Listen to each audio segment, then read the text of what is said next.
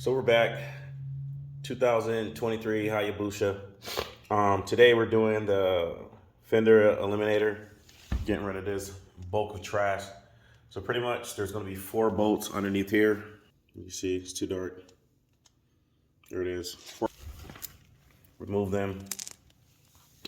After you remove them, you're gonna have to, I disconnected the battery just to be safe. Battery underneath the seat, 2 bolts, bam. Bam. I use a metric hex. I don't know the size. Look it up. Do your research. And then I pretty much cut where it pretty much connects back to the license plate light. I cut the wires per instructions. License plate light back there. And you're basically going to use